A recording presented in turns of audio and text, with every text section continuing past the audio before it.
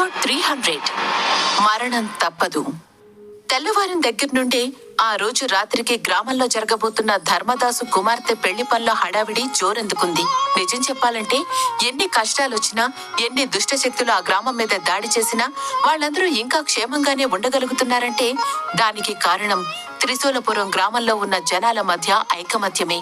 ఆ ఐకమత్యం ఈ పెళ్లి పనుల్లోనూ స్పష్టంగా కనిపిస్తోంది.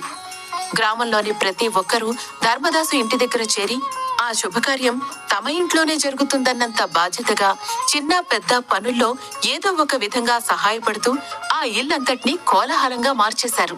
కళ్యాణ మండపం సిద్ధమైన క్షణం నుండి కాశీనాథ్, నంది, కైలాష్ ఇంకా చాందిని ఆ మండపం చుట్టూ చేరి శ్రద్ధగా మంత్రోచ్చారణ చేస్తూ ఆ గ్రామం చుట్టూ రక్షణ వలయాన్ని ఏర్పాటు చేయడంలో మునిగిపోయారు. సాయంత్రం 6 అయ్యేసరికల్లా గ్రామంలోని చిన్న పెద్ద అందర్నీ కలిపి ఆ రక్షణ వలయంలోకి చేర్చి వాళ్లంతా సురక్షితంగా ఉండే విధంగా చూసుకున్నారు. ఆ ఊరి సమస్య గురించి ముందే తెలుసు కనుక పెళ్లి కొడుకు తరపు బంధువులు, మిత్రులు కూడా చీకటి పడకముందే కళ్యాణ మండపానికి వచ్చి చేరారు. రాత్రి పెళ్లి ముహూర్తం సమయానికల్లా అక్కడ ఏదో ఒక గందరగోళం చేయాలని ఆ ప్రాంగణం చుట్టూ తిరుగుతూ తన సాయశక్తులా ప్రయత్నించింది భైరవి.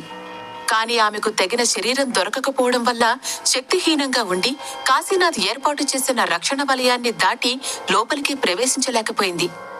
ఎలాగైనా తన మాయలతో ఆకర్షించి బయటికి రప్పించైనా సరే అక్కడ ఏదో ఒక గందరగోళం సృష్టించాలనుకుంది. కానీ 4 దిక్కుల్లో 9 కూర్చుని ధ్యానం చేస్తూ రక్షణ వలయాన్ని అంతకంతకు బలపరుస్తూ ఉండడంతో భైరవి మాయాశక్తి కూడా ఆ వలయాన్ని దాటి లోపలికి వెళ్లలేకపోయింది. చివరికి బాగా విసిగిపోయి, రేయ్ కాశీనాథ్, నువ్వు నీ కుటుంబం కలిసి ఎంత ప్రయత్నించినా సరే నా దాడి నుండి కేవలం కొన్ని గంటలు మాత్రమే తప్పించుకోగలరు. ఈ పెళ్లి అయిపోయాక నా నుండి ఈ ఊళ్ళో ఏ ఒక్కరూ తప్పించుకోలేరు. ఇదే నా శపథం. ఈ భైరవి దాడి నుండి తప్పించుకోవడానికి ఎవరిని పిలుచుకుంటారో, ఎంతమందిని పిలుచుకుంటారో పిలుచుకోండి అని వికృతంగా నవ్వుతూ గ్రామ పొలిమేరల్లో తిరుగాడసాగింది భైరవి. కొన్ని గంటల తర్వాత ఆమె నిరీక్షణ ఫలించింది. నిజానికి అక్కడ ఏం జరిగిందంటే, పెళ్లికొచ్చిన పెళ్లి కొడుకు ఫ్రెండ్స్ కి పల్లెటూరుకొచ్చి ఒకే చోట బంధించినట్లు కూర్చోవడం నచ్చలేదు. పెళ్లి కొడుకు పెళ్లి కూతురి మెడలో తాళి కట్టిన మరుక్షణం భోజనాలు కానిచ్చేసి పక్కూరు నుండి ఒక వేశ్యను పిలిపించుకుని గ్రామ సరిహద్దుల్లోకి వెళ్లారు పెళ్లి కొడుకు ఫ్రెండ్స్ లో 2. వాళ్ళిద్దరూ ఆమెతో సరదాగా మాట్లాడుతున్న సమయంలోనే వాళ్ల చుట్టూ గమ్మత్తైన మల్లెపూల వాసన కమ్మేసింది. వావ్, ఏంటి ఫ్రాగ్రెన్స్, ఎక్కడి నుంచి వస్తుంది? సిచ్యుయేషన్ కి తగ్గ స్మెల్ అద్భుతంగా ఉంది అని ఫ్రెండ్స్ ఇద్దరు ఒకరినొకరు చూసుకుని మురిసిపోతూ తాము పిలిపించుకున్న వేసి వైపు చూశారు. కొన్ని క్షణాల వరకు మత్తెక్కించే చూపులు విసురుతూ వంపు సొంపులు ఆరబోసి కవ్విస్తున్న ఆమె కళ్ళు ఇప్పుడు క్రూరంగా మారిపోయాయి. ఆమె ముఖం, శరీరం రక్తమూడుతున్నట్లు అందవిహీనంగా వికృతంగా మారిపోయింది. ఒక్కసారిగా ఆమెను అలా చూసిన వాళ్ళిద్దరూ జడుసుకుని వెంటనే అక్కడి నుండి పారిపోవడానికి ట్రై చేశారు. కానీ ఎన్నో రోజుల నుండి బందీగా ఉండి మంచి ఆకలి మీదున్న భైరవి ముందు వాళ్ళాటలు సాగలేదు. ముందుగా ఒకరిని తన మాయలో పడేసి తన దగ్గరకు పిలుచుకుని ఒకే ఒక్క ముద్దుతో వాడి శరీరంలోని రక్తమంతా పీల్చేసి ఆ శవాన్ని గాల్లో వదిలేసింది. దూరం నుండి అదంతా చూస్తున్న రెండవ వాడు ఎలాగైనా ఆ రాక్షసు నుండి తప్పించుకోవాలని అనుకుని దిక్కులు చూడకుండా పరిగెడుతూ భైరవికి అసలైన ఆవాసమైన అడవి మార్గం వైపుకి చేరుకున్నాడు. అక్కడి వరకు అతన్ని వెంబడిస్తూ వెళ్లిన భైరవి అక్కడికి చేరుకున్నాక తన రూపం పూర్తిగా మార్చేసుకుంది. 20 ఏళ్ల పల్లెపడుచులా మారిపోయి గల్లు గల్లుమంటున్న పట్టీల మోతతో పిచ్చెక్కిస్తూ ఒక మట్టి కుండను చంకలో పెట్టుకుని అతనికి ఎదురుగా వచ్చింది. ఏంటి బాబూ, ఏమైంది, ఎందుకలా పరిగెడుతున్నారు అని అమాయకంగా అడుగుతున్న భైరవి మాయా రూపాన్ని చూసి వేరే ఎవరు అనుకుని పొరబడ్డాడా వ్యక్తి. తడబడుతూనే పొడి పొడిగా అతనికి జరిగిందాన్ని ఆమెకు వివరించాడు. అయ్యో అట్లాగా, మరేం పర్వాలేదులేండి, నేను మీకు తోడున్నానుగా, నన్ను దాటుకుని ఏ శక్తి మిమ్మల్ని సమీపించలేదు అని నెమ్మదిగా చెప్పి అతని చేతులను తన చేతుల్లోకి తీసుకుని, ఎందుకంటే ఇప్పటి వరకు నిన్ను వెంటాడిన భైరవిని నేనే కదా అని కర్కశంగా అరుస్తూ అతని తల పట్టుకుని తన మీదికి లాక్కుని అతని పెదాలను తన పెదాలతో బంధించింది. నువ్వా పిశాచి, నన్నొదులు అని కేవలం ఒక్కసారి మాత్రమే అరవగలిగాడతను. ఆ తర్వాత అతని శరీరం ఆమె శక్తికి లొంగిపోతే అతని ప్రాణాలు అనంత వాయువుల్లో కలిసిపోయాయి. మర్నాటి ఉదయం ఊరి చివరన ఉన్న ఇద్దరు యువకుల మృతదేహాలను చూడగానే భైరవికి అనువైన మరో శరీరం దొరికిందన్న విషయం ఊరంతటికీ అర్థమైపోయింది. ఆ వార్త కలిగించిన భయంతో బిక్కుబిక్కుమంటూ ప్రాణాల మీదకొస్తే తప్ప కనీసం ఇళ్లల్లో నుండి బయటికి రాకుండా గడపసాగారు ఆ గ్రామస్తులు. వాళ్ళందరికీ కాస్తో కూస్తో కాశీనాథ్, కైలాష్, నందీల మీద మాత్రమే నమ్మకం ఉంది. కానీ వాళ్ల శక్తులు కూడా కొంతవరకు మాత్రమే పరిమితమై ఉంటాయన్న విషయం అర్థమయ్యాక ఇకిప్పుడు తామంతా బతికి బట్ట కట్టాలంటే ఏదో ఒక మహాద్భుతం జరగాలని ఆ మహాశివుణ్ణి వేడుకుంటూ ఒక్కొక్క క్షణం ఒక యుగంలా గడపసాగారు. అయితే భైరవి చేసిన వికృత క్రీడ గురించి ఆ నోటా ఈ నోటా పడి చివరికి శ్రీను దాకా చేరింది. మోహన్ మాటలు విన్నాక కూడా ఆ క్షణం దాకా అతనిలో ఎలాంటి పశ్చాత్తాపం కలగలేదు. అయితే ఎప్పుడైతే ఇద్దరు మనుషులు భైరవి చేతుల్లో అన్యాయంగా హతమైపోయారని తెలిసిందో అప్పుడే శ్రీనుకి తను చేసిన తప్పేంటో తెలిసొచ్చింది. తన తండ్రి గురించి ఆలోచిస్తూ అమర్నాథ్ కోసం పగ తీర్చుకోవాలనుకుంటూ మూర్ఖంగా మారిపోయినప్పటికీ కూడా శ్రీనులో స్వతహాగా ఉన్న జాలి, దయ లాంటి గుణాలు అతనిలో నుండి ఇంకా పూర్తిగా కనుమరుగవ్వలేదు. సో తను చేయాలనుకున్న పోరాటం కోసం అమాయకులందరూ బలవడం చూసి తట్టుకోలేకపోయాడు. మోహన్ చెప్పిన మాటలే నిజమవడంతో తన ఫ్రెండ్కి తన ముఖం చూపించలేక మర్నాడే ఎవరికీ తెలియకుండా ఆ ఇంటిని వదిలి ఊరి చివర ఉన్న తన స్థావరమైన పాడుబడ్డ బంగళాకి చేరుకున్నాడు శ్రీను. ఇదిలా ఉండగా చాందిని మీద పగతో రగిలిపోతున్న మహీకి కైలాష్ ను శాశ్వతంగా దక్కించుకోవాలంటే దుష్ట శక్తుల మీద ఆధారపడక తప్పదని అర్థమైంది.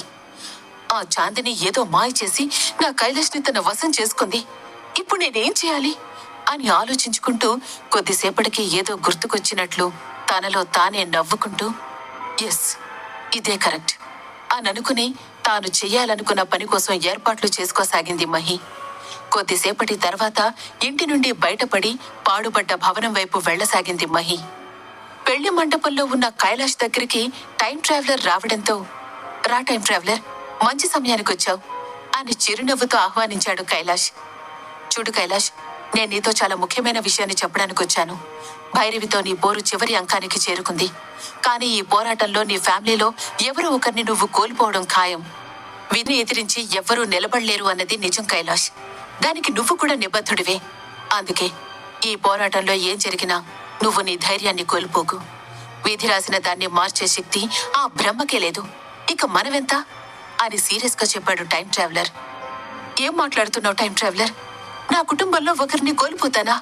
ప్లీజ్ ఎవరినో చెప్పు అని దీనంగా వేడుకుంటున్నట్లుగా అడిగాడు కైలాష్. లేదు కైలాష్, అది విధిరాతకు విరుద్ధం. ఎలా జరగాలనుంటే అలాగే జరుగుతుంది. మనం దాన్ని యాక్సెప్ట్ చేయాలి.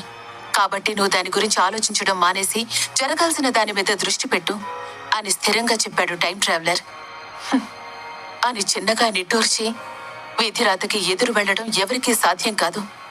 చూద్దాం ఆ పరమేశ్వరుని ఆజ్ఞ ఎలా ఉందో అని మనసులోనే బాధపడుతూ ఇప్పుడేం చేయమంటావు టైం ట్రావెలర్ అని అడిగాడు కైలాష్. ప్రెజెంట్ ఈ పెళ్లి ఆపకుండా ఆ భైరవి నుండి అడ్డుకోగలిగారు, కానీ ఇక ఇప్పటి నుండి మీకు అసలైన పరీక్ష ఎదురవబోతోంది అంటూ కొద్దిసేపు ఆగి కళ్ళు మూసుకొని తెరిచి, కైలాష్, నీకొక ముఖ్యమైన విషయం చెప్పాలి. మహి ఆ పాడుబడ్డ బంగళా వైపు వెళ్తుంది అని చెప్పాడు టైం ట్రావెలర్. మహి ఆ పాడుబడ్డ బంగళా వైపు వెళ్తుందా? కానీ ఎందుకు టైం ట్రావెలర్? అక్కడికి వెళ్తే తనకి ప్రమాదం అని తెలీదా? ఇప్పుడెలా? నేను అక్కడికి వెళ్లే సిచ్యుయేషన్ లో కూడా లేనే. ప్లీజ్ టైం ట్రావెలర్, ఏదో ఒకటి చెయ్యి అంటూ కంగారుగా అడిగాడు కైలాష్.